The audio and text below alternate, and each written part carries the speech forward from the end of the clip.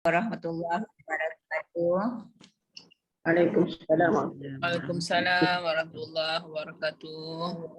Kita mulakan majlis kita dengan baca umum kitab Al-Fatihah.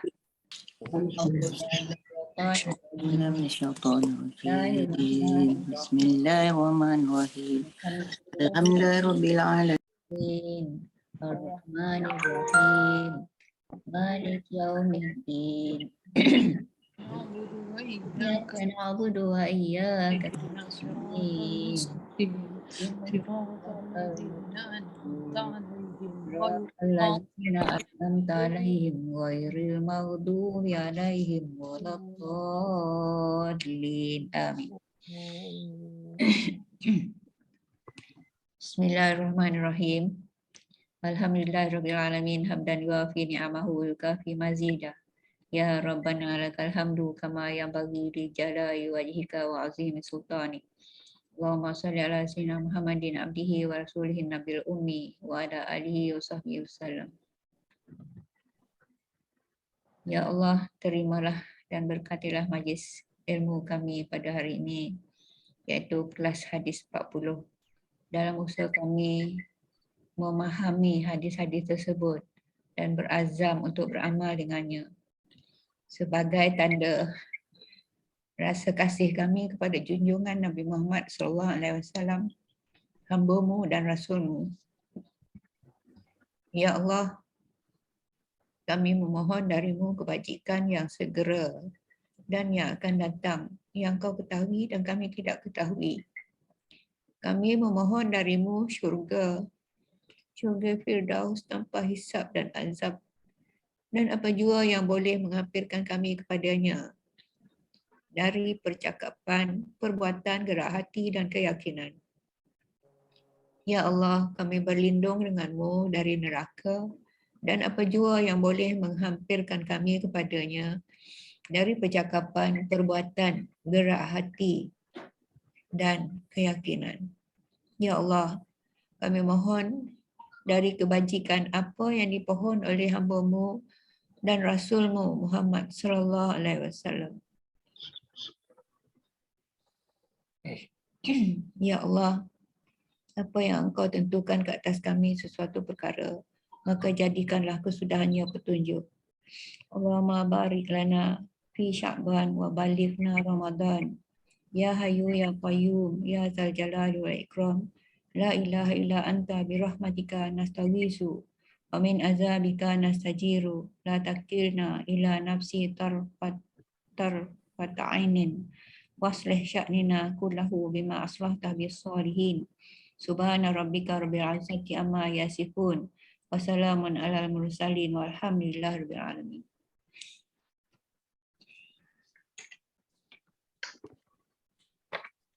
Hari ini kita teruskan hadis kita, pengajian kita, iaitu hadis 32, muka surat 155. Pendek hadis ni, 4 perkataan je. Kan? Daripada Abi Sa'id Sa'd bin Malik bin Siman Al-Khudri radhiyallahu anhu berkata bahawa Rasulullah sallallahu alaihi wasallam bersabda, la darara wala dirara. La tu maknanya tidak, darara tu maknanya tidak boleh membuat bahaya. Darara tu darurat, mudarat. Kalau kita nak terjemah mudarat, tetapi dia terjemah di sini membuat bahaya, membuat mudarat lah. Wala dan tidak jugalah kan. Dirara membalas sesuatu perbuatan dengan bahaya juga, maknanya dengan mudarat juga. Maknanya kita tak boleh buat mudarat dan orang yang kono mudarat tu pun balas pula dengan mudarat juga. Jadi berbalah-balah. Orang buat mudarat kat dia, dia balas pula dengan buat mudarat kat orang tu. Jadi Nabi pesan jangan buat dua-dua perkara tu. La darara wala dirara. Jangan buat bahaya ataupun tidak boleh buat bahaya dan tidak boleh membalas sesuatu perbuatan dengan bahaya. Okey. Senang ingat kan? La darara wala dirara. La darara wala dirara. Okey, kita tengok muka surat berikutnya, huraian dan intisari hadis.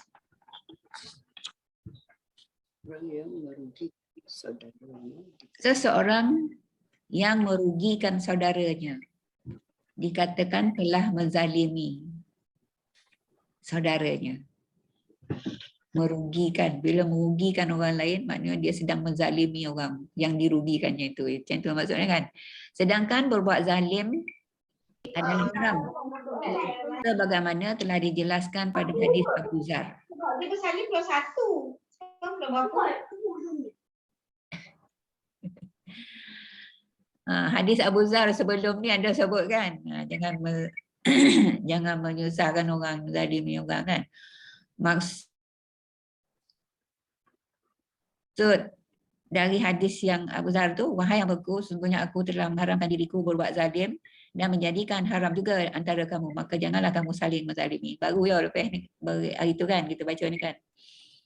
Aku tak zalim, orang pun jangan zalim, macam itulah bahasa kampung kita kan. Al-Mahasini, tu nama orang tu ya. Mahasini. Bahawa yang dimaksudkan dengan merugikan adalah melakukan sesuatu yang bermanfaat bagi dirinya tetapi menyebabkan orang lain dapat mudarat.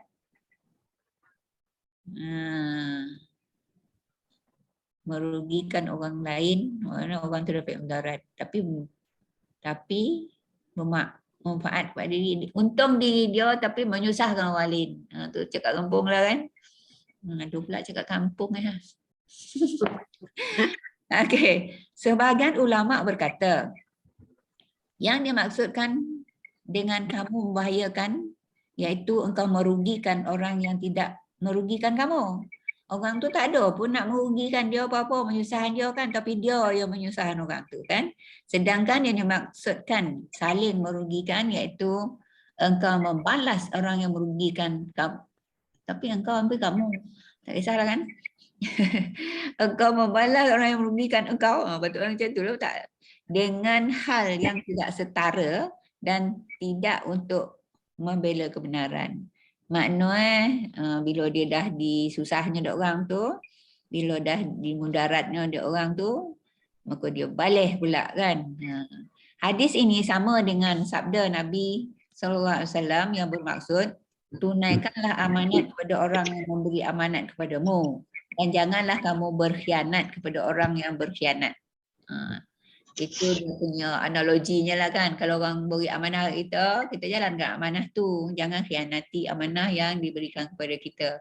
Samalah orang tu tak ada nyusahan apa-apa pun kita kan. Kita pula menyusahkan dia. Yang lagi tak elok tu, dia menyusahkan orang tu, dia bangga dapat menyusahkan orang tu. Tu maknanya dongki lah. Dongki, iri hati. Yang orang macam ni hidupnya tak tenteram kan. Sebab sepanjang masa dia memikir macam mana nak menyusahkan dia tu. Macam mana nak bagi dia tu tak dapat. Misalnya orang tu nak dapat apa-apa kan. Dia berusaha supaya orang tak dapat. Macam cerita apa itu Zah? Cerita kotam kotam nak manjek. Kotam itu. Tarik ke bawah. Tarik ke bawah. Kawan dia nak manjek bakul. Kotam yang tu lah. Kotam yang kita selalu makan tu. Yang lepas tangkap itu tu tak berarit lah. Tapi mati kan. Tapi ni kotam yang berjalan. Merangkak kan. Bila dia banyak-banyak dalam raga tu. Dulu saya cerita kan. Saya tengok ke pasar pilah. Cina lah jual tu. Dia merangkak kan.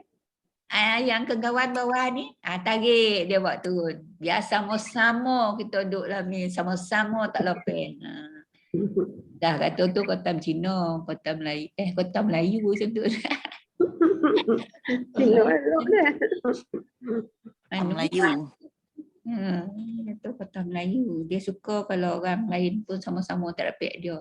Dongki lah tu, dongki. Biar sama-sama tak dapat. Puas tiden. Tu ada ujung tu. Puas tiden. Ada kan orang macam tu. Sajaan dari mula makin lagi kan. Siapa dia? Iblis kan buat kat Nabi Adam. Tu dia punya start ni. Jadi dia sentiasa mencari peluang untuk keturunan Adam ni sama-sama masuk neraka dengan dia. Tu kerja iblis lah tu. Maknanya kalau ada orang pun buat macam tu, maknanya dia follower ketat kepada iblis lah. Okey. Mudarat pada diri sendiri. Allah Subhanahu Wa Taala melarang kita memudaratkan diri sendiri. Ada juga memudaratkan diri sendiri dengan cara halus maupun dengan cara kasar. Ada cara halus, ada cara kasar. Contohnya, nak ya tahu ni kan, macam mana mudarat diri sendiri cara halus, cara kasar ni kan. Tidak membayar hutang, sedangkan seseorang itu mampu membayar secara ansuran sehingga menyebabkan mudarat pada diri sendiri. Tu mudarat diri sendiri ya. Wang yang ada digunakan untuk kegunaan lain dan bukan prioriti. Kalau orang tu mampu untuk bayar hutang tapi saja tak bayar, tapi duit yang dia ada patut dia bayar tu dia guna untuk benda-benda lain yang bukan perkara prioriti dalam kehidupan dia. Jadi orang tu sedang memudaratkan dirinya sendiri secara halus. Ya apa tu? Sebab dia kata ada halus, ada kasar. Yang tak bayar hutang ni halus ke kasar ni kat ni?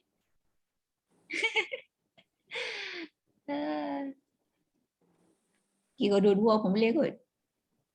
Mungkin. Halus kat diri dia. Kasar kat orang yang dia berhutang tu lah. Senang ke Kamaria. Kan Kamaria kan? Okey. Mudarat kepada orang lain. Yang tadi tu mudarat kepada diri sendiri kan? Mudarat kepada orang lain. Bentuk mudarat kepada orang lain, contohnya nombor 1, memudaratkan orang lain tanpa mengharapkan sebarang faedah. Dia menyusahkan orang tu dan dia tak dia tak ada rugi apa-apa. Dia tak rugi apa-apa tapi dia menyusahkan orang. Itu maknanya memudaratkan kepada orang lain. Contohnya menentukan wasiat yang lebih kepada setengah waris yang disukainya dan memudaratkan waris lain yang terkurang haknya. Tapi kalau wasiat ni sebenarnya bukan pada waris. Sebab waris berhak dapat pusaka. Tapi sekarang ni istilah dalam negeri kita ni lah. Kalau nak berbagi-bagi secara itu dikatakan wasiat. Padahal itu bukan wasiat. Wasiat hendaklah dibuat kepada yang bukan ahli waris. Ahli waris yang berhak menerima pusaka seseorang itu. Jadi sebenarnya yang dinamakan wasiat tu macam nak angkat. Nak angkat. Yalah yang tak berhak menerima pusaka lah. Nak angkat. Siapa-siapa lah, misalnya adik-beradik yang susah aku. Sebab adik-beradik tak dapat kalau ada anak, ada anak kan. Macam tu. Adik-beradik dapat kalau waris rapat. Tak ada. Baru adik-beradik boleh dapat. Itu pun tengok juga keadaan kan. Jadi sebenarnya menentukan wasiat. Bila perkataan waris tu ada kat situ sebenarnya tak tepat. Menentukan wasiat. Misalnya pernah ada seorang sahabat kan. Dia ni tak ada waris kecuali adik perempuan dia. Seorang. Yang dia ni lelaki. Lepas tu dia jumpa Rasulullah. Dia water banyak. Banyak water dia. Lepas tu ya Rasulullah dia kata, aku nak wasiatkan semua hartaku kepada ni lah untuk kebajikan untuk negara ke apa benda tu kan. Lepas tu Nabi tanya, kau tak ada waris ke? Dia kata ada, adik perempuan. Kata dia. Lepas tu tak boleh semua kata. Tak boleh semua. Pastikan adik kau tu ada untuk dia kan. Wasiat tu hanya Lepas tu, 1/3 je. dan kalau nak ke adik itu dia tak boleh wasiat sebab adik itu waris. Penerima faraid kan adik dia tu. Ya, sebab dia tak ada 1/2, dia waris dapat lain. 1/2 je tu. Lepas tu kalau nak kata dia kata dia kalau jatuh dia kata dia nak wasiatkan separuh waktu dia. Pun tak boleh kata Rasulullah. Lepas tu dia sebut lagi kata Nabi wasiat ni katanya boleh 1/3 je dari keseluruhan harta tu. Kata Nabi. Maknanya kalau untuk adik perempuan itu dia akan dapatlah sebanyak yang dalam faraid kan, yang baki itu pergi Baitul Mal lah. Kan macam tu kan? Sebab dia tak ada waris lelaki. Kalau waris lelaki, yang lelaki kira dapat 2 bahagian, perempuan dapat 1 bahagian kan. Maknanya semua tu takkan keluar harta tu. Itulah cerita okey. Lepas tu menceraikan isteri supaya menceraikan isteri tanpa sebab yang munasabah. Ini memudaratkan orang lain tanpa mengharapkan sebarang faedah. Maknanya dia tak ada apa-apa. Dia lepeh tanggungjawab dia apa semua kan. Isteri dia sengaja dia ceraikan. Maknanya itu memudaratkan orang lain lah. Yang seterusnya menjual barang-barang dengan keuntungan yang berlipat ganda. Jauh lebih berlipat ganda jauh melebihi keuntungan yang wajar. Tu yang letak rogo barang tu ikut teragak di hati aja. Itulah yang berlaku kan. Itulah yang berlaku. Berganda-ganda untungnya. Jadi orang yang tak ada pendapatan, tak ada ni lah nak membeli ke apa semua tu yang jadi susah kan.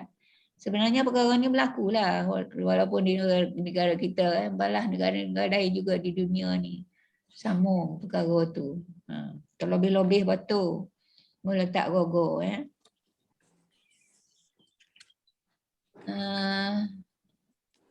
Seterusnya nombor 2. Yang tadi itu nombor 1 memudaratkan orang lain tanpa mengharapkan sebarang faedah kan. Lepas tu nombor 2 ni melakukan kebaikan untuk diri sendiri tetapi memudaratkan orang lain. Yang tadi itu diri dia tak ada apa-apa. Dia untung pun tidak, dia susah pun tidak kan. Itu memudaratkan orang lain tanpa mengharap sebarang faedah kan. Tapi yang ini melakukan kebaikan untuk diri sendiri tetapi memudaratkan orang lain. Misalnya, banyak contoh membakar kawasan tanah sendiri tanpa kawalan yang munasabah hingga merosakkan tanah orang bersebelahan. Jerubu. Itu bukan jiran sebelah, negara sebelah. Maknanya itu memudaratkan untung ke dia sebab dia nak buka ladang kan. Dia boleh buka ladang luas tapi memudaratkan jirannya. Tak kira lah negara ke jiran sebelah ke apa ke. Kalau berlaku ni maknanya ini adalah dilarang kan. Lepas tu meninggikan bangunan rumah. Kelakar pula. Tanpa persetujuan jiran hingga menghalang rumah jiran itu mendapat sumber cahaya matahari, cahaya bulan, laluan angin. Ni minta maaf lah ya kalau ada yang ada pengalaman. Ada ya. Jadi berunding je lah elok-elok. Kalau dah beno pun beritahu je lah berikutnya tu apa sepatutnya. Janganlah berterusan lagi, tambah lagi ke apa lagi kan. Okay. Yang seterusnya menggali perigi bersebelahan perigi jiran yang mengakibatkan perigi jiran itu kering airnya. Ada macam tu Kira ke tu? Sebab kalau air tu dari mata air, Cukup mata air. dia akan bulat ke pigi kita tu. Bulat tu bulat lah kan. Penuh sepenuhnya bulat ke pigi kita. Tapi kalau mata air tu memang banyak kan, tu yang walaupun banyak pigi-pigi dia,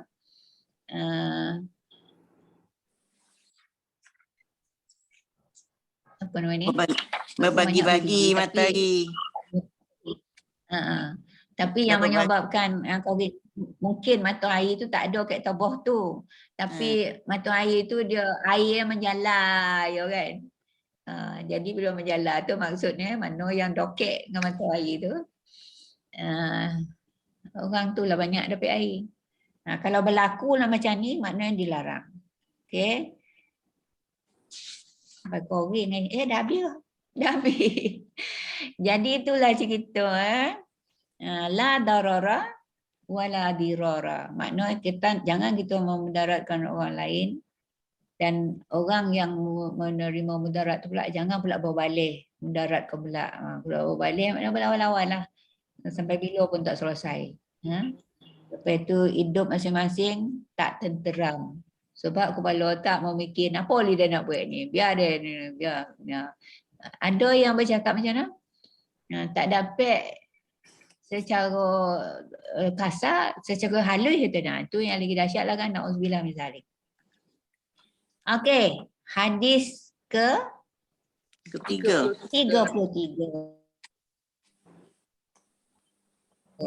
Sebelum tajuk hadis 33 tu ada sebelah tu ada tulis tu kan. Dan persaksikanlah dengan 2 orang saksi daripada orang lelaki antaramu. Jika tidak ada 2 orang lelaki maka boleh seorang lelaki dan 2 orang perempuan daripada saksi-saksi yang kamu redha. Ni ayat Quran ya. Al-Baqarah.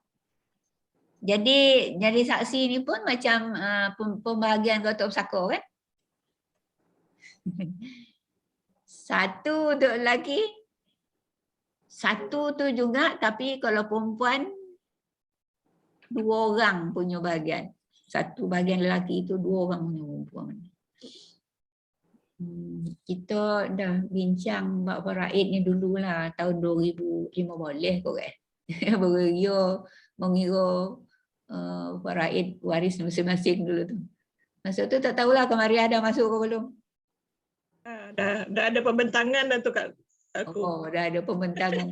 Bentangkan ada presentation dah. Buat presentation lagi. Macam-macam yang kita lalui kan. Tinggal berapa kali kita ni nak jumpa ni. Aduh ya. Okey. Hadis 33, bukti bagi menuduh dan sumpah bagi mengingkari. Kalau menuduh, datangkan bukti. Datangkan saksi. Kalau engkar dari tuduhan tu pasal apa namanya, nak datang saksi pun tak dapat. Ini yang menuduh kena datangkan bukti kan. Yang sumpah ni kalau yang dituduh tu engkar dari tuduhan, dia last kali dia kena bersumpah. Masa Nabi dulu pernah kan 2 orang tu, seorang menuduh, seorang yang dituduh, lepas tu 2-2 bersumpah. Lepas tu kata Nabi, salah seorang dari korang berdua ni mesti bersalah. Tinggali 2 orang sanggup bersumpah, tu serah ke Allah lah. Terimalah padahan nanti di hari akhiratnya. Di dunia ni kau lepeh lah sebab kau bersumpah. Bersumpah dengan Allah kan? Yang kompek sumpah tu. Wallahi tallahi wa billahi. Apa dia? 3 ya kan? Oh 3 ya. Pandai pula tambah lagi 1. Pasal benda ni kita tak biasa bincang kan. Jadi dalam ingatan tu kata kompek. Yang ke maknanya 3 kali lah, 3 kali sumpah. Wallahi billahi tallahi. Aku 4 kali saya ada baru belajar sumpah yang jumpa Rasulullah tu hilal, dia tuduh isteri dia bersetubuh dengan syarik. Lepas tu Oh. dua-dua tak mengaku. Kemudian Oh. dia Rasulullah suruh dia bersumpah 4 kali. Kemudian sumpah yang kelima tu dia melaknat diri dia. Bermakna kalau betul, kalau isteri dia betul, bermakna dia akan dilaknat lah. Ya. Dan isteri dia pun bersumpah, sebab dua-dua bersumpah tu. Isteri dia bersumpah juga 4 kali dan kali kelima tu dia sumpah jugalah Allah akan melaknat dia kalau suami dia benar. Itulah Rasulullah kata, Rasulullah tak sebab wahyu tak turun lagi. Rasulullah kata kalau anak yang dilahirkan tu bermata hitam seperti berselak, betisnya besar, punggungnya besar, itu dah anak syarik, kata dia, anak zina lah. Bila lahir memang anak dia tu rupa orang yang dia berzina tu. Ya Allah ya Tuhanku. Dia akan Datin Zakia laknat daripada Allah lah di akhirat. Yang saya ingat OPEC tu betul lah, tapi Sampai yang keempat tu dia apa? Melaknat diri dia lah. Sanggup. Surah An-Nur, surah An-Nur ayat 6 hingga 7. Yang Kamariah kata melaknat diri tu yang kelima. Yang kelima. Sebab 5 kali sumpah lah. 4 kali tu dia kata dia bersumpah. 4 kali dia kata dia tidak berzina. Dia tidak berzina. Sampai 4 kali. Yang kelima tu dia tidak berzina. Kalau suami dia betul, mana Allah akan laknat dia. Yang kelima tu biasanya orang tak nak lafaz. Sebab bila isteri hilang ni, maksudnya kita bersumpah tu wallah wabillah wa tallah, itu 3. Itu 3. Kalimah dia 3 ya. Sebut nama Allah tu 3. Yang keempat dia ulang 4 kali. Sanggup dilaknat lah. Yang keempat tu sanggup dilaknat. Tapi yang kelima tu tak tahulah kenapa lah 4 kali. Tapi dia kata sini sumpah dia 4 nanti ya. Yang kelima atau sumpah kelima, para sahabat memberhentikan dan mengatakan sesungguhnya sumpah dia akan mewajibkan laknat jika dia berbohong. Yang dituduh pun macam tu, yang kelima. 5. Maknanya yang kelima tu tak lafaz lah kan? Lafaz kat aku. Dia lafaz tu yang dia laknat diri dia tu. Dia mengaku akan menerima laknat daripada Allah, yang kelima tu. An-Nisa ayat berapa tadi Kamariah? Surah An-Nur ayat 6. An-Nur. Nanti boleh tengok baliklah. Okey. Ini sumpah li'an ni, sumpah li'an. Li'an. Okey, kita tengok huraian terjemahan, tengok terjemahan. Bacalah hadis dulu. Baca hadis sebelum baca Ustazah. Hadis sebelum baca. Okey, daripada Ibnu Abbas bidakwahum radhiyallahu anhu meriwayatkan bahawa sesungguhnya Rasulullah SAW bersabda, "Lau yu'tan nasu bidakwahum ladda'a rijalun amwala qaumin wa dima'ahum lakinil bayinatu 'alal mudda'i wal yamin 'ala man ankara." Artinya, jika semua orang dipenuhi akan tuntutannya, maknanya apa yang dituduh kira betul je semua kan, nescaya akan ada orang yang menuntut harta benda dan darah sesuatu kaum. Maknanya ikut suka hati je dah. Pasal apa yang minta dia semua dilayan kan. Akan tetapi hendaklah ada bukti bagi orang yang menuduh dan ada sumpah bagi yang mengingkari. Kan? Tapi kalau dua-dua bertogang kan itu yang dua-dua kena bersumpah. Okey. Huraian dan intisari. Hadis ini pada riwayat Al-Bukhari dan Muslim disebutkan bahawa Ibnu Abu Mulaikah mengatakan, Oh, ada hadis lain lah pula. Ataupun dalam hadis, dalam riwayat Bukhari Muslim ada disebut nama orang ni Ibnu Abu Mulaikah ni mengatakan Ibnu Abbas menulis bahawa sesungguhnya Nabi telah menetapkan sumpah untuk orang yang menyangkal dakwan. Pada riwayat lain disebutkan sesungguhnya Nabi SAW bersabda yang bermaksud sekiranya manusia dikabulkan apa saja yang menjadi pengakuannya, nescaya orang akan mudah menuntut darah dan harta orang lain. Menuntut darah ni bunuh lah kan, ataupun melukakan, jenayah lah kan. Akan tetapi sumpah itu untuk orang yang menyangkal dakwan. Untuk orang yang dituduh lah, dia dikendaki bersumpah. Kalau dia pun tak dapat datangkan bukti itu dalam perbicaraan kan, dia pun sepatutnya datangkan bukti. Tapi kalau dia tak dapat datangkan bukti, dia dikendaki bersumpah. Hadis ini merupakan salah satu pokok hukum Islam dan sumber pegangan yang terpenting dikala terjadinya perselisihan dan permusuhan antara orang-orang yang bersengketa. Suatu perkara yang tidak boleh diputuskan semata-mata berdasarkan pengakuan atau tuntutan daripada seseorang.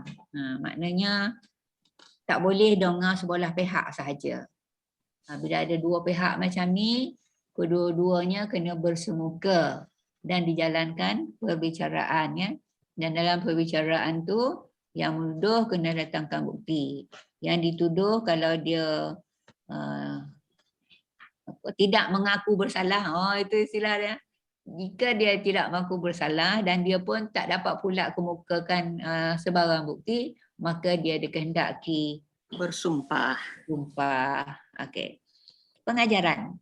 Orang yang mendakwa hendaklah mengemukakan saksi. Jika dia berupaya untuk mengemukakan saksi dengan sempurna menurut syarat-syaratnya, maka dakwaannya boleh diterima oleh hakim. Bermakna ia menang dalam dakwaan atau tuntutan. Kalau semua yang dikemukakan oleh yang menuduh tu yang dituduh tak setuju, dia kata saksi bohong ke apa ke kan, itu yang dikendaki pula pihak yang dituduh itu mengemukakan saksi. Dan kalau tak dapat saksi, tu yang bersumpah ya. Jika orang yang mendakwa tidak berupaya untuk mengemukakan saksi, hakim berhak menyuruh orang yang terdakwa bersumpah. Sekiranya dia sanggup bersumpah, maka dia mendapat kemenangan. Kalau dua-dua bersumpah, seorang ke Allah. Macam itulah. Yang ketiga, kalau orang yang terdakwa tidak mahu bersumpah, maka orang yang mendakwa hendaklah bersumpah. Ke situ tak payah kan? Kalau dia bersumpah, maka dia lah yang menang. Pasal yang kena dakwa tu, dia tak mahu bersumpah. Apa sebab tak mahu? Kalau dia tak mahu bersumpah, maknanya ada sesuatu yang disembunyikan. Dan yang mendakwa pula tu mau pula dia bersumpah, sanggup dia bersumpah, maka dia lah pula menang. Macam itulah. Okey. Yang keempat, apabila dua orang mendakwa masing-masing mempunyai hak atas suatu barang dan barang itu berada di tangan salah seorang daripada kedua-duanya, sedangkan kedua-duanya tidak mendatangkan saksi, maka hendaklah disuruh orang yang memegang barang itu bersumpah dan dibenarkan sumpahnya. Lepas tu kalau yang seorang yang tak pegang barang tu, dia pun nak bersumpah juga. Jadi jugalah macam tadi kan. Maknanya adalah seorang yang bohong. Okey? Tetapi kalau barang itu berada di tangan kedua-duanya atau di tangan orang lain, yang bergaduh ni tak pegang barang tu, ke orang lain nak pegang kan? Maka hendaklah kedua-duanya bersumpah, kemudian barang itu dibahagikan untuk kedua-duanya. Kalau dua-dua sanggup bersumpah, bagi dua lah. Orang yang memegang tu konolah sorahan ke hakim kan. Hanya dia barang yang arif. Ni ada barang yang arif. Jadi yang arif tu jatuhilah hukuman bagi 2. Macam tu lah cerita. Jelas kan tadi ni? Dia ada lah 2 bagi, tak ada lompet perkataannya, tapi cerita sikit je. Iaitu yang menuduh datangkan bukti, yang engkar Bersumpah. kena bersumpah. Okey. Banyakkan harimau kau dalam ni kan? Harimau dia lain. Kan? Yang la darara wala dirara tu kan harimau kan? Yang mengubah kemungkaran ni pun kan harimau. Konon bona penulis ni ke harimau. Bahaya tu. Bodoh-bodoh bahaya. Harimau lah pula pilih Rimau kan bahaya. Hadis 34 ya. Mengubah kemungkaran. Daripada Abi Sa'id Al-Khudri radhiyallahu an berkata bahawa beliau mendengar Rasulullah SAW bersabda, "Man ra'a minkum munkaran falyughayyiruhu biyadihi, fa in lam yastati' fa bilisanihi, fa in lam yastati' fa biqalbihi, wa zalika ad'aful iman." Kita nyebut dah banyak kali kat lah dulu ni. Tapi kali ni kita jumpa hadis yang betul-betul. Ni dia hadis . Okey. Artinya, sesiapa antara kamu melihat kemungkaran, hendaklah dia mengubah dengan tangannya. Jika tidak sanggup, maka dengan lisannya. Dan jika tidak sanggup juga, maka dengan hatinya. Itu adalah selemah-lemah iman.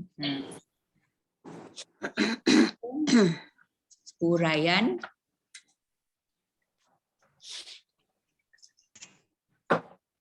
amar makruf. Amar tu perintah, maknanya ya. Makruf tu buat kebaikan. Perintah buat kebaikan. Macam tu. Dan nahi mungkar. Nahi tu macam cakap Hindustan kan, sebenarnya tu cakap Arab. Manakah? Nahi kan Hindustan. Nahi tu maknanya tak mahu ataupun mencegah ataupun dilarang melakukan kemungkaran. Merupakan perbuatan fardu atau wajib kifayah. Tak sedap sebut wajib kifayah kan? Patutnya fardu kifayah kita biasa nyebut kan. Wajib kifayah ni rasa lain tak bunyi. Ustazah, saya ada kemuskilan sikitlah. Macam ni jiran saya ni, ialah dia orang dah macam kita jugalah warga emas kan. Tapi setiap hari Jumaat tak pernah pergi Jumaat, Ustazah. Jadi itu kemungkaran lah tu kan. Macam mana kita nak menegur tak berani. Kata biadihi tadi lagilah kan. Kemudian wabilisani maknanya kita akan menegur lah. Macam tu kan. Jadi kita ambil yang ketiga lah. Wabiqalbi maknanya kita doakan je. Itu zaman PKP ni je ke sajaan sebelum PKP mari lain juga? Sejak dulu lagi tak pernah dia nampak ada keto ada je. Tak pernah poi.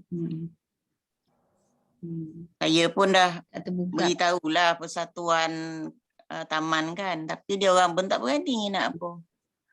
Dulu masa kat kampung kan, kat kampung kalau mana yang tak pergi sembahyang tu dia bagi notis surat. Kan? Ya tu arwah abah saya kan? Abah saya buat kerja tu. Dah 3 kali ataupun 2 kali kan? Dia kali ketiga tu dah nak masuk Jumaat pula tu dia pergi jumpa, tunjukkan surat. Lepas tu dia nak nikah anak ai. Dia pula nak nikah sendiri. Tapi Jumaat tak payah nak kembali kan. Arwah ada orang tu. Astagfirullahaladzim. Jadi apa abang saya buat pasal dia tu namanya fasik kan, fasik. Dia Islam tapi tak buat amalan perintah syariat Islam ni. Jadi apa bahasa buat itu saya belajar lah sebenarnya masa tu. Bila dia nak nikah anak itu dia suruh istighfar dulu. Kau istighfar dulu ni depan orang ramai ni. Kau tak pergi sembahyang Jumaat. Tu Jumaat yang sembahyang lain dan tak tahulah dan tak nampak. Tak faham kan? Nek kau tak pergi sembahyang Jumaat tu.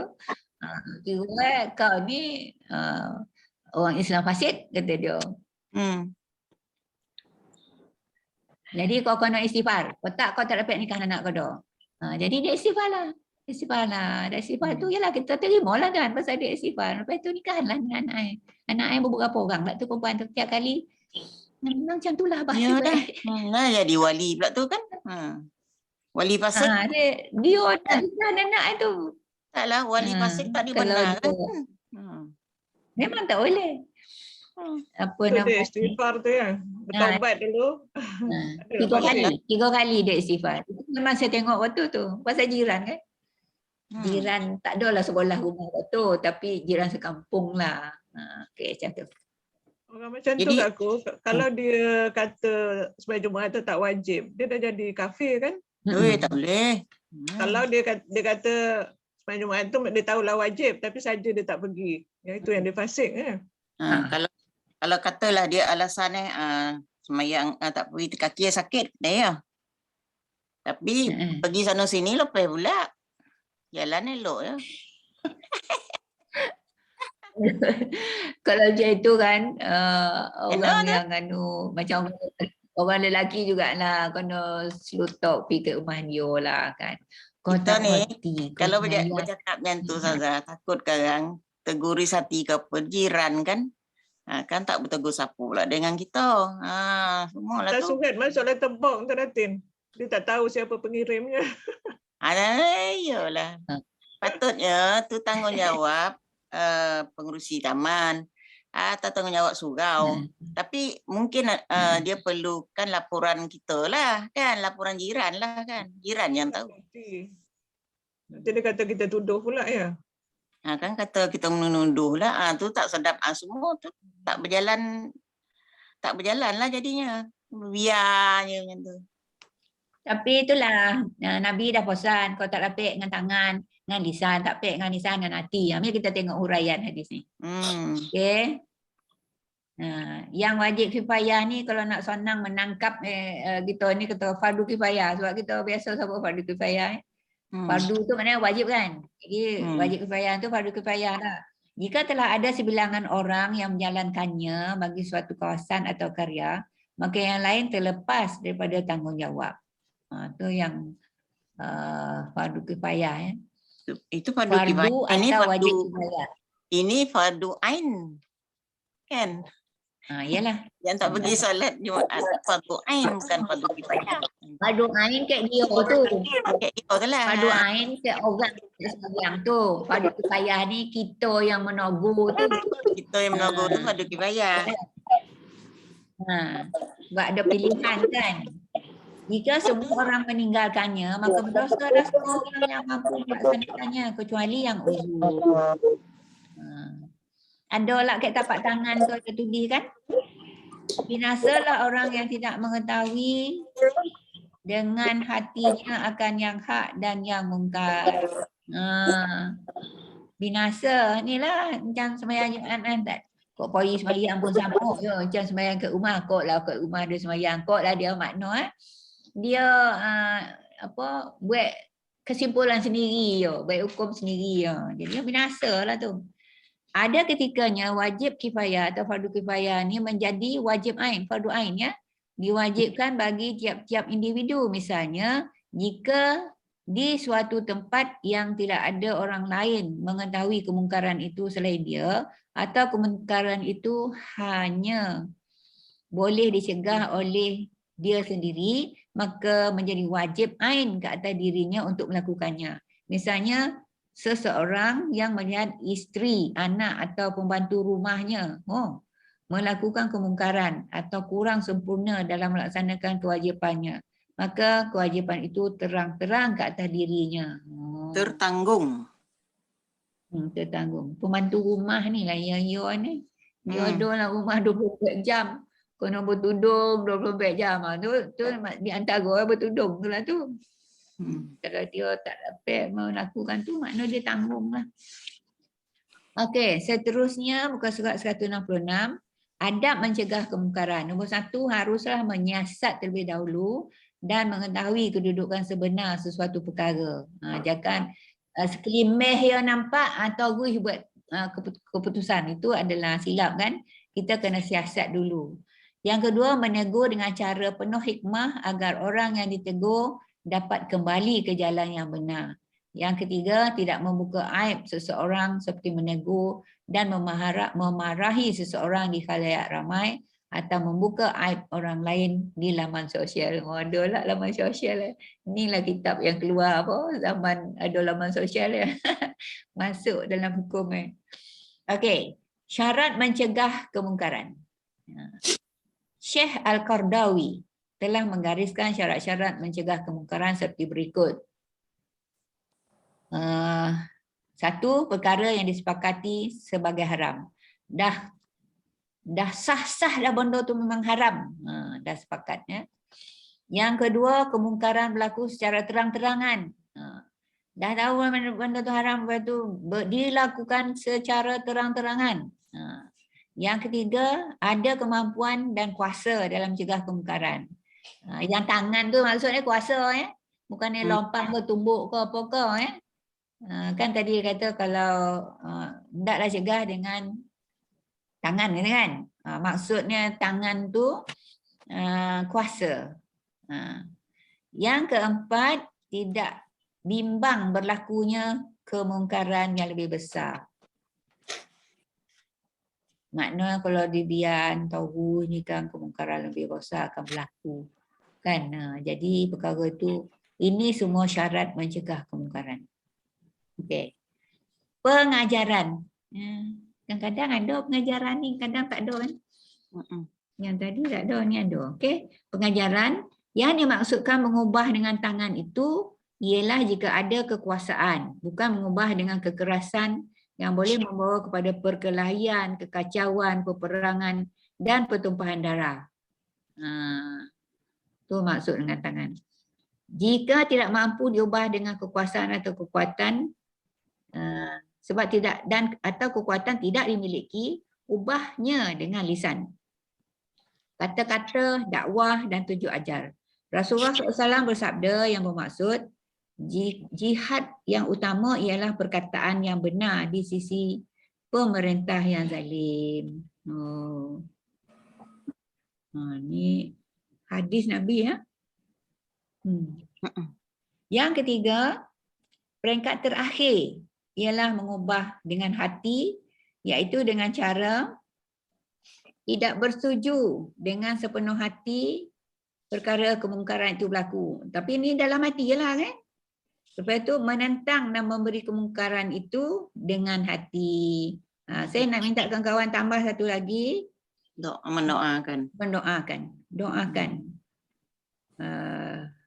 Doakan juga adalah satu daripada cara mengubah dengan hati. Selesai dah hadis 34. Kita ambil gambar dulu ke? Kawan, tunjuk muka nak ambil gambar.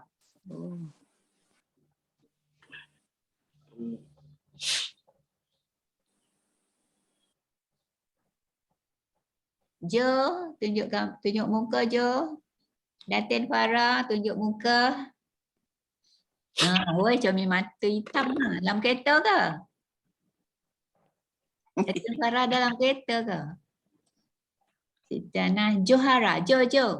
Jo tunjuk muka Jo. Ada masalah lah kat aku. Tak tahulah kenapa kamera ni selalu ada masalah. Yolah, dia nak Tak dapat. Maaf kan kat aku. Dia nak yang baru agak Jo. Okey. Okey, semua pandang kamera. 1, 2. 1, 2, 3. Okey, terima kasih. Okey. Hadis ke-35 ni saya nak share slide-nya. Hadis 35. Oh, ni gambar burung. Gambar burung. Gambar burung bagi anak yang makan. Jo memang minat dengan gambar-gambar tu. Share screen. Oh, ini dia. Nilai persaudaraan. Okey, nilai persaudaraan. Hadis 35. Ini panjang ada ya. Sebab itulah saya sediakan slide ni supaya sebenarnya supaya mata saya senang nampak. Ni dalamnya mawamun ya nampak. Mengamut. Huruf tu dah lah kocik kan. Lepas tu rapat-rapat. Okey.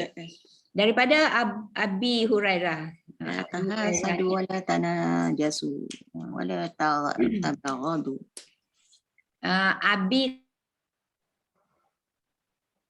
kenapalah Abi lah tak Abu? Sebenarnya bila an huruf Arab dia dipangkal dia, Abi lah. Sebab an tu dia akan membarisbawahkan perkataan berikutnya ya. Tapi kalau kita nak bahasa Melayu terus, daripada Abu Hurairah lah. Sebab daripada tu tak ada menyebabkan bagi bawah, bagi depan, bagi apa kan. Okey, daripada Abu Hurairah radhiyallahu anhu, beliau berkata bahawa Rasulullah SAW bersabda, la tahasadu. Tahasadu tu hasad tu. Wala tanajasu. Tu menipu tu, tanajasu tu. Wala tabaghadu. Saling membenci ya. Wala tadabaru. Tadabaru ni membelakangi, maknanya tak hormat orang. Orang tua tak hormat, orang budak-budak, yang budak orang muda tak dikasihi. Tu membelakangilah. Di belakangnya dan gitu. Tak dipedulinya betul. Di belakangnya dan. Tu cakap kampung orang tua-tua lah tu. Siapa cakap orang tua? Tu pasal awak pun dah tua. Wala baik ba'dukum ala bai'i ba'din wa kunu ibadallahi ikhwana. Al-muslimu akhul muslim. La yazlimuhu wa la yahzuluhu wa la yakzibuhu wa la yahkiruhu. At-taqwa hahuna wa yushiru ila sadrihi salasa mirar. Bihasbi mri'im minasyari an yahkira akhahul muslim. Kullu muslim ala muslim haramun damuhu wa maluhu wa irduhu. Okey. Ini pasal apa lah bosan warna tulisan sekali ni. Saja ya biar banyak slide ni. Boleh buat semuka surat kan. Tapi halus-halus jugalah. Kononnya tadi tu nak bosan. Nak biar sonang macam kan. Kali ni bosan lah ya. Jadi kita tengok terjemahan ni. Bila ada berkaitan dalam huraian nanti, saya terus rujuk kepada buku ya. Okey. Terjemahan hadis nilai persaudaraan ni daripada Abu Hurairah radhiyallahu anhu, beliau berkata bahawa Rasulullah SAW bersabda, janganlah, bosan huruf janganlah itu nak suruh sonang nampak tu, dorang nampak. Apa yang jangan kata Rasulullah ni? Yang pertama, saling mendengki. Saling mendengki ni ada dalam huraian, dia kata jangan saling mendengki dan memandang kelebihan orang lain.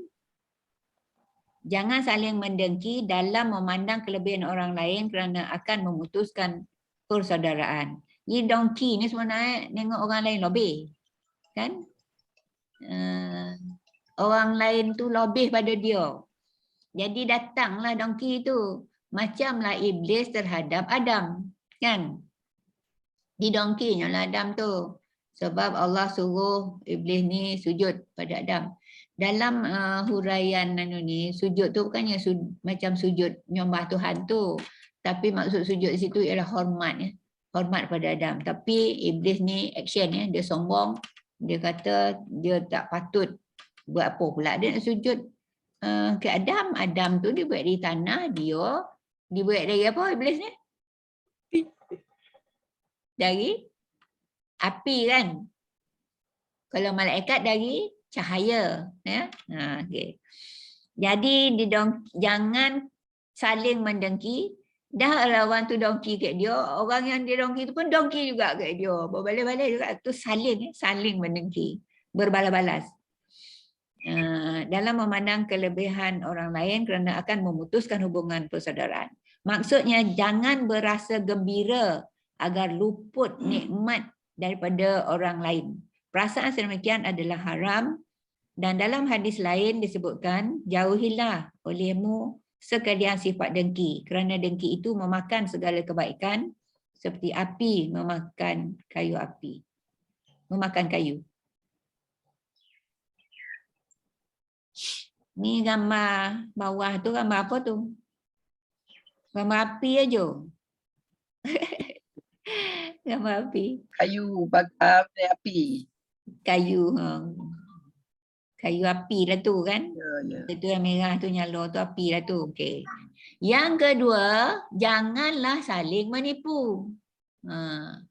Saling menipu ni tak mestinya yang ditipu tu pula balas tipu juga. Boleh jadi juga orang tipu dia pula tipu orang lain. Berbalik-balik. Walaupun bukan pada orang yang sama kan.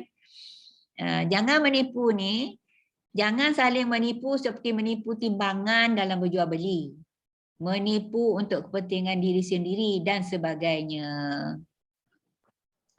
Menipu ni, dacing ditipu kan? Dah diubah siap jarum tu. Seran juga orang yang jual jual santan. Kan? Jual santan tu diletak air bokeh tu teh dacing tu. Maknanya dia dah adjust lagi borek bokeh santan tu. Jadi yang ditimbang tu isi itu je lah. Itu pun sangka baik lah kan. Tapi tu fikir tu. Saya ada buat perbandingan tau. Beli kambili. Kambili cantik. Oh, katanya tak boleh. Kambili cantik lah kan. Ada kat pasar Ampangan tu. Dia macam-macam. Dari Pangku ada lain. Ada dari apa namanya tu Kuala Kedah, ada dari Langkawi. Tanjung Gawai tak ada. Yang saya nak beli tu yang Langkawi punya lah. Sebab kita tak mau buka sekali banyak-banyak kan. Jadi saya minta dia tolong bungkuskan saya 100 gram sebanyak 3 bungkus. 100. Jadi ditimbangkan lah. Bila balik, saya dah timbang ke rumah kan, dia dah cek ke rumah. Saya letak, tak sama anu ada yang betul-betul ganap, ada yang kurang. Tapi ada yang lebih sikit. Tak tahu yang lebih sikit tu dia adjust agak yang tadi tu kurang, yang lebih yang tak tahulah. Kita sangka baik je lah kan. Tapi di situ sudah ada ketidakjujuran tu ya. Okay lah. Macam juga saya perasan orang berniaga, minta maaf lah siapa yang berniaga berniaga barang runcit ke Odai tu kan. Kita ni arwah mak saya dulu lah. Dengan kira macam pangkat mak saudara lah. Tapi orang tu lebih muda daripada dia. Saya ni ngekor lah pergi kedai runcit tu. Lepas tu apa nama ni, arwah mak saya ni ambil lah yang katalah tin susu atau tu mak saya ni ambil yang depan ni. Kau kata dia kalau nak tahu kata yang mak saudara tu lah yang berjual tu. Yang baru dia letak belah belakang, yang depan-depan tu yang lama tu. Oh ya kau kata apa ni. Ni letak tu balik. Yang dia nak ambil tadi dia. Apa yang ambil yang belakang? Ya dia ustaz. Tapi dia jujur lah kan. Entah dia anak buah tu dia jujur. Dia khabarnya lah. Dan sebenarnya yang baru dia letak ke belakang. Yang depan-depan tu yang lama tu kan. Jadi Selalu orang jual ni tu. saya ambil lah yang baru lepas tu sampai bila sampai sekarang ni kan. Kalau saya pergi kedai lah benda yang berdekat tu. Mesti saya ambil yang belakang. Belakang tu. Bila ambil yang belakang tu confirm dia baru. Dia tak belakang. Yang lama dia tak depan tu. Tapi belum expired lagi lah. Walaupun apa nama ni barang tu lama tapi masih yang belakang tu. Yang baru-baru sampai pindah belakang. Kalau dia tak depan yang baru yang belakang dia tak laku. Ya, sudah expired buang kan? Betul tu. Tapi agak dek nak buah yang wali tu dia kabarnya. Jadi anak cucu ni, anak buah mak saya, anak buah saya ni cucu lah kan. Yang cucu ni pun belajar lah dari situ. Hari ni saya kembang lah kat grupnya. Kalau nak beli barang, ambil yang belah belakang. Kalau yang bondo yang sama dah bersusun. Okay. Lepas tu yang nombor 3 ni, jangan saling membenci. Kan saling membenci ni tak ada huraian tapi kita faham lah kan. Kalau kita benci ke orang, macam mana orang nak suka ke kita? Kalau kita nak orang suka ke kita mesti suka lah ke orang kan. Misalnya, yelah, macam pasangan je lah kan. Tunjuk muka benci je. Benci betul kan? Dah tak ada so baru tahu benci kau tak. Mentang kau ada tu jaga dah elok. Kalau ada rasa benci tu buanglah yang benci tu. Perasaan tu ya. Sebab Nabi larang benci-benci ni. Kan? Okey. Yang seterusnya jangan mengenepikan kepentingan orang lain. Mengenepikan ni maknanya menidakkan jugalah ya atau membelakangkan. Membelakangkan. Misalnya yang Sanu tu tak bagi pedulianlah dia ada hal. Tak ada hal dia tu dah. Apa nama ni? Tak bagi pun tak ada apa-apa padahal kawan tu notolan Liu kan kesian kan. Jadi perkara macam ni maknanya memang tak patutlah, memang tak patut dibuat. Sebab itulah Nabi larang. Misalnya macam mengagihkan apalah barang-barang sumbangan untuk orang banjir kau pun kan. Orang tu jauh tak jumpa orang, rumah tu kat tepi hutan. Lepas tu ada orang tahu, orang luar-luar tu tahu orang tu ada kat dalam tu. Tapi tak ada siapa ngoban kat orang yang mengagih-agihkan sumbangan ni, ada orang kat corok nun. Kan itu pun maknanya orang yang duduk luar yang tahu-tahu tu dia dah mengenepikan tu. Walaupun orang yang nak memberi sumbangan ni memanglah siapa pun dia nak beri kan. Tapi dia orang luar ni memang tak ada siapa buka mulut ya. Dalam tu ada orang yang patut dia beri. Maknanya orang yang luar tu mengenepikan tu, bukannya orang yang beri sumbangan tu yang mengenepikan ya. Dan juga maksud mengenepikan ni tak hormat orang tua. Lepas tu tak tunjukkan rasa kasih kat orang muda, kat budak. Misalnya pantang ibu budak, digotak ayo budak tu. Jauh-jauh kata dia, jangan dok kat sini. Benci warna kat budak. Awak tu makin tak budak ke? Kan tiba-tiba dah tua ya kau kan. Okey, seterusnya jangan membeli barang yang telah dibeli orang lain. Rasulullah SAW bersabda bermaksud janganlah kalian berjual beli atas sesuatu jual beli saudaranya. Orang tu dah nak beli dah. Dah nak bayar dah. Kata orang sebelah, ni hal lain murah kata dia belilah kat dia nak. Jadi kawan ni pula iyalah dapat murah kan. Tapi belum tentu entah barang lama entah apa, entah dah nak expired entah apa kan. Jadi barang orang tu dah nak beli mana kan, tapi kita jadi penghasut dia supaya dia tak beli ke orang tu. Jangan kita jadi orang yang patut beli tadi tu dah tak jadi beli lewat ke orang lain. Jangan beli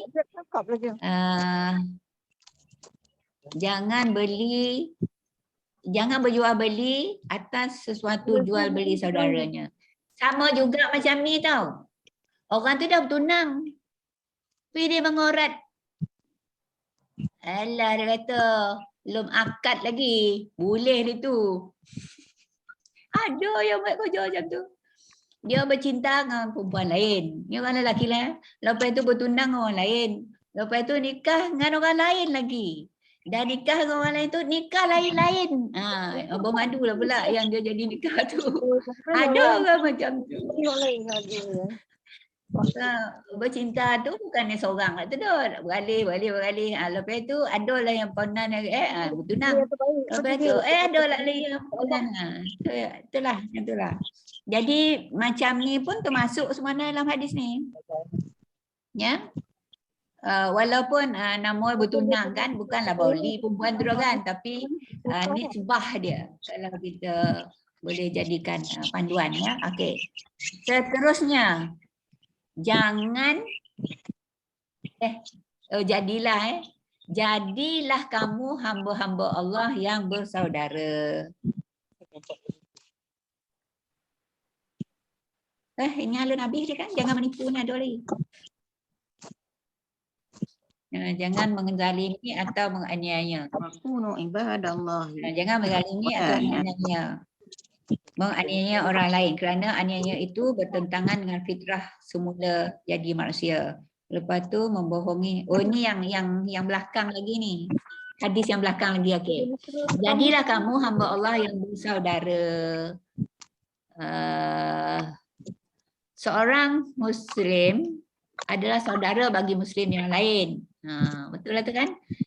Dia tidak patut, dia tu siapa? Muslim ni lah kan? Dia tidak patut menzalimi. Ni yang ada cerita menzalimi ni. Menzalimi atau menganiaya orang lain kerana aniaya itu bertentangan dengan fitrah semula jadi manusia. Buat apa lah menyusah-nyusahkan orang kan? Kalau kita fikir, untung ke kalau kita menyusahkan orang? Kalau kita fikir macam Ada pokok lain yang hidup ni.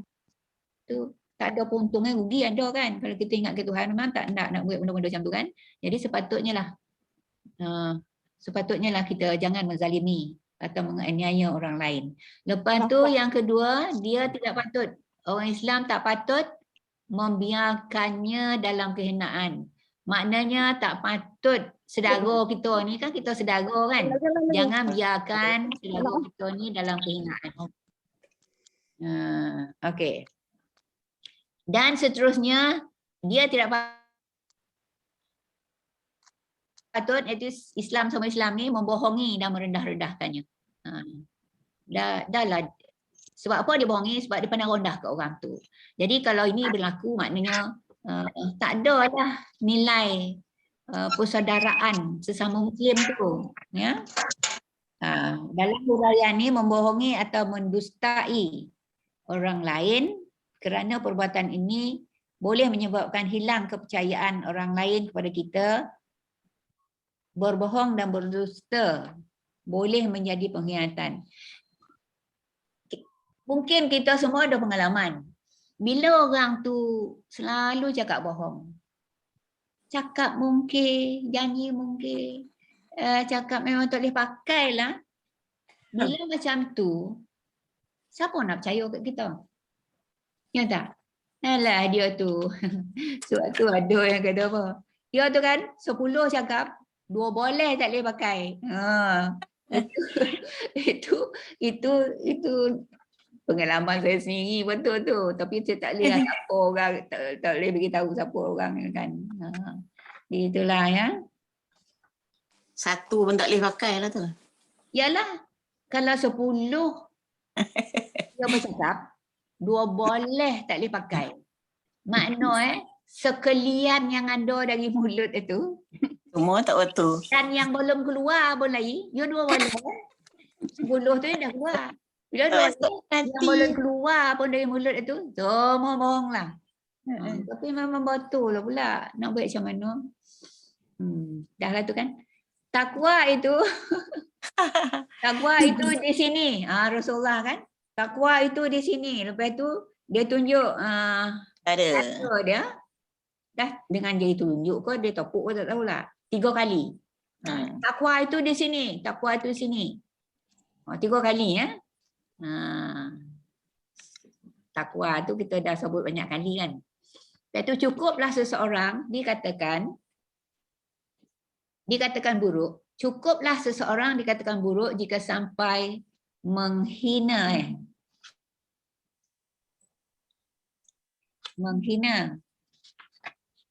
saudaranya yang Muslim.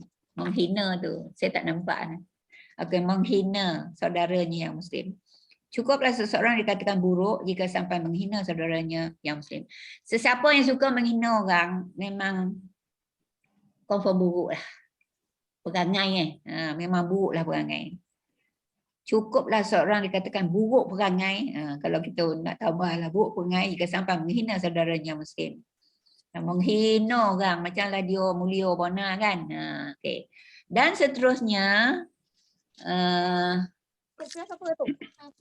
Setiap Muslim atas Muslim yang lain haram darahnya, haram hartanya, haram kehormatannya.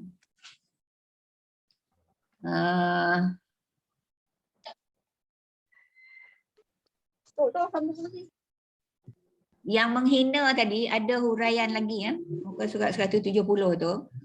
Menghina sesama Muslim kerana sifat angkuh dan sombong.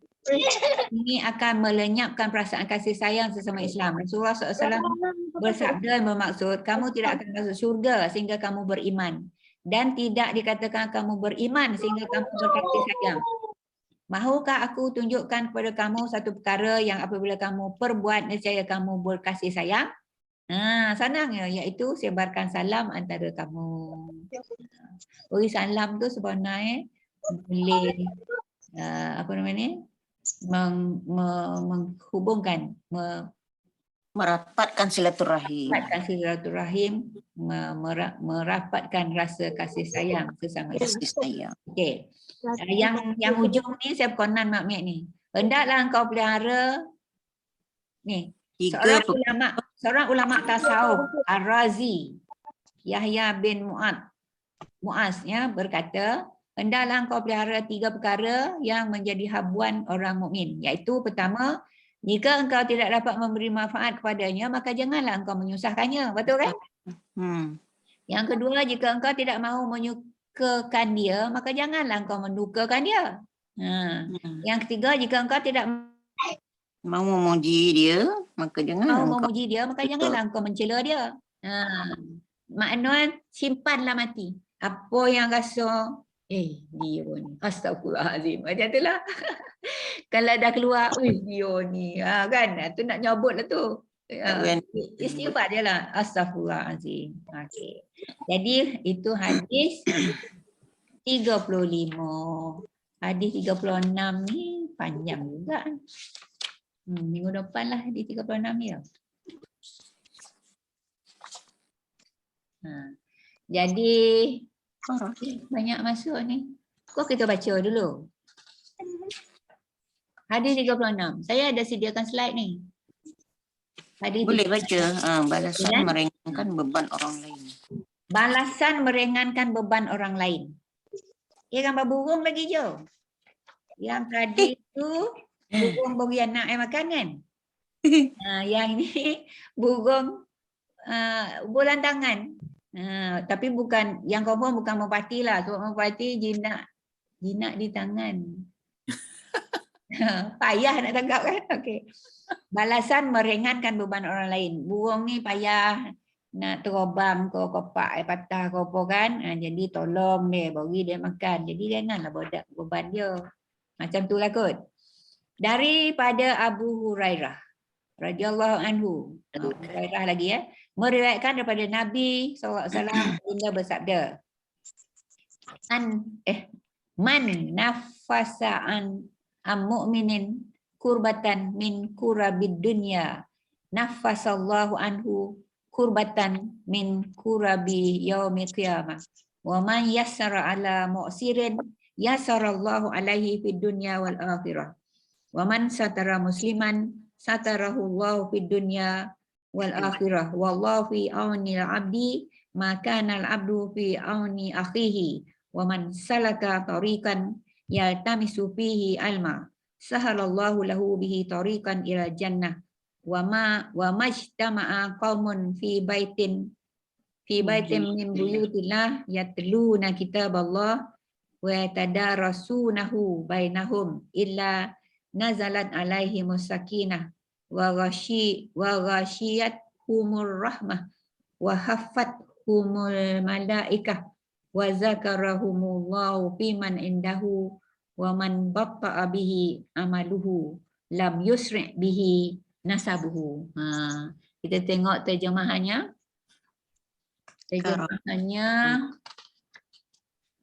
Siapa yang melepaskan salah satu kesusahan dunia, balasan meringankan beban orang lain daripada Abu Hurairah. Betul kan? Abu Hurairah radhiyallahu anhu. Daripada Rasulullah SAW bersabda, sesiapa yang melepaskan salah satu kesusahan dunia daripada seorang mukmin, maka Allah akan melepaskan salah satu kesusahan pada hari kiamat daripadanya. InsyaAllah memang benda ni kalau kita yakin lah kan, makin yakin. Tapi jangan pula, dia dah tolong dah apa tak dapat. Kalau macam tu mana tak ikhlas lah kan. Sebab siapa yang melepaskan salah satu kesusahan dunia daripada orang mukmin, maka Allah akan melepaskan salah satu kesusahan pada hari kiamat daripadanya. Di dunia mungkin tak berlaku sebab di sini disebut melepaskan satu kesusahan pada hari kiamat ya. Okey. Makna kita kumpul lah, kita tolong orang, kita kumpul sebab insya-Allah Allah akan lepaskan kesusahan kita pada hari kiamat.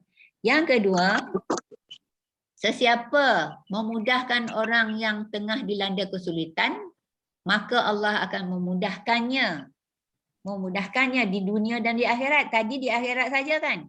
Tapi yang ini memudahkan orang yang tengah dilanda kesulitan ni di dunia dan di akhirat. Jadi gambar burung tu kan, agak patah kaki atau patah kopak. Tapi kalau patah kaki dia dapat lagi terbang kan, cuma tak pegap, betul tak? Tapi kalau patah kopak, terbang tak dapat. Bila terbang tak dapat makanan. Sebab itulah kalau memudahkan orang yang tengah dilanda kesulitan. Yang tadi itu melepaskan salah satu kesusahan. Ini memudahkan orang yang tengah dilanda kesulitan. Maka Allah akan memudahkannya di dunia dan akhirat. Lepas itu yang ketiga, sesiapa yang menutup aib seorang muslim, maka Allah akan menutup aibnya di dunia dan akhirat. Jadi macam saya cerita apa-apa nama tu kan, memang tak sebut nama orang tu sebab jaga aib dia lah. Kalau sebut nama jadi tak jaga aib dia lah. Takutlah ke akhirat nanti Allah tak tutup aib kita kan. Jadi yang kalau saya sebut-sebut tu makna saya tak sebut nama, saya tak sebut siapa orang kan. InsyaAllah sebab nak jadikan kalau yang baik jadikan teladan, yang tak baik jadikan kita keluar kan. Kita tak ada keluar lagi. Apa dia tu? Datin cakap mana? Tak boleh nak keluar. Yang slide ke? Masih lagi on kelas. Tapi gambar tak ada. Okey, yang seterusnya Allah akan menolong hamba-Nya selama hamba itu menolong saudaranya. Yang ni yang dapat dikesan ni. Yang saya perasan benarkan apa tahu? Kalau kita dekat kat traffic light ke kat simpang bentuk T ke kan, orang sebelah ni payah benar nak masuk, nak meneruskan perjalanan. Kita bagi dia signal, kita ulur tangan ataupun tunjuk tangan, suruh dia jalan dulu, kita stop. InsyaAllah bila-bila kita berada di dalam keadaan orang tu, ada ya orang lain nak nolong kita. Itu saya memang perasan betul lah, alhamdulillah ya. Tapi kalau kita marah-marah pula kan, nanti ada pula lah orang marah-marah kita kan. Itu ya. Okey, seterusnya, sesiapa yang menempuh suatu jalan dalam rangka mencari ilmu, ini sekarang ni lah ni, maka Allah memudahkan baginya jalan menuju syurga. InsyaAllah. Amin, amin, amin, amin. Okay. Yang seterusnya, tidaklah suatu kaum berkumpul di salah satu rumah Allah, di masjid, di surau, di mana ni, ataupun makin tu kita kumpul ke rumah Zah kan. Atau kat kedai Datin Baradat kan. Okey, hari ni kita berkumpul di Maya ya. Tidaklah suatu kaum berkumpul di salah satu rumah Allah yang membaca kitab Allah dan mempelajarinya bersama-sama kecuali akan apa kita dapat, okey, turun ketenteraman kepada mereka. Alhamdulillah. Amin. Lepas tu akan dilimpahkan kepada mereka rahmat. Amin. Lepas tu akan malaikat ringankan, akan menaungi mereka. menaungi. Amin kan. Allah akan menyebut taman syurga lah. Allah menyebut perihal mereka pada orang yang berada di sisinya. Maknanya yang berada di sisi Allah tu makna malaikat lah kan. Makna kita sekarang ni, tapi di maya lah ya, tidak bersemuka. Kita dapat apa? Kita sedang berada di Raudah, Raudatullah. Dan yang last kali, dan sesiapa yang lambat atau kurang amalannya, hal itu tidak akan dapat dipercepat oleh keturunannya. Yang ini kita tengok huraian yang last. Bihi amaluhu.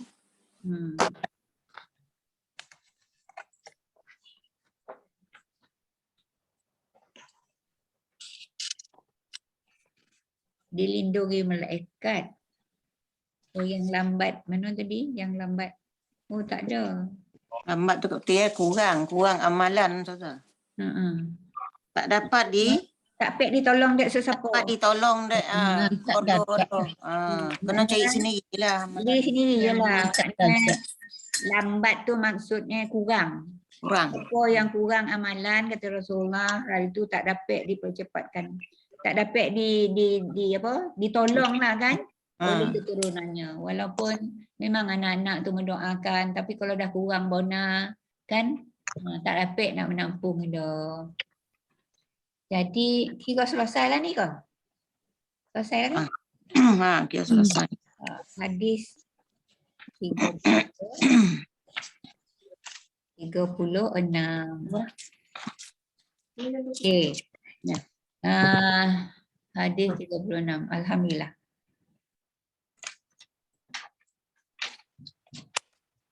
Seterusnya ada masa 2 minit lagi. Kita akhiri majlis kita dengan membaca suratul As, tasbih kafarah dan juga selawat ya. Okey. Bismillahirrahmanirrahim. Wal asr innal insana lafi khusr illa alladziina aamanu wa 'amilus solihati wa tawassaw bil haqqi wa tawassaw bis sabr. Subhanakallahumma wa bihamdika asyhadu an la ilaha illa anta astaghfiruka wa atubu ilaik. Silakan. Macam mana saya nak meluan?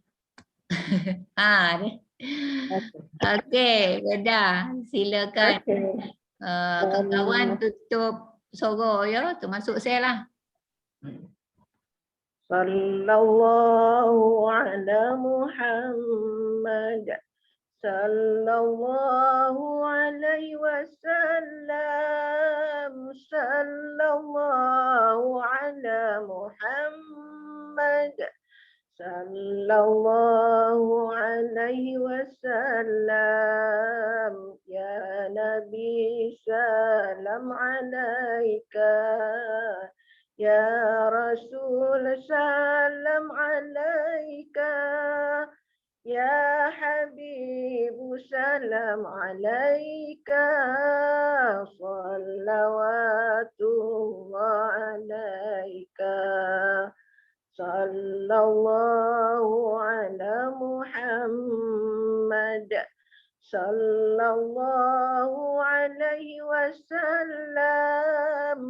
sallallahu ala Muhammad sallallahu alaihi wasallam. Allahumma salli wa sallim wa barik alaihi. Terima kasih Kak Ku. Terima kasih Kak Ku. Sama-sama. Terima kasih Kak Ku. Terima kasih. Terima kasih Kak Ku.